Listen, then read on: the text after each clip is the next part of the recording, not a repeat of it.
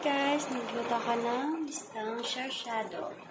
So, lutong OFW. So, keep on watching guys.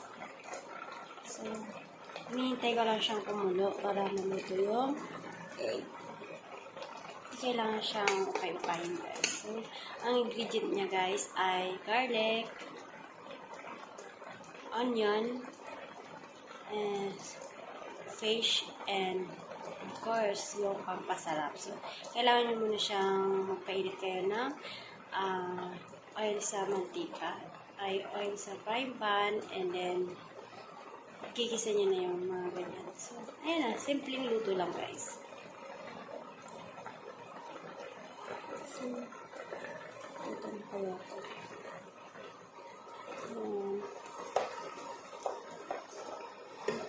Ayan namin for today.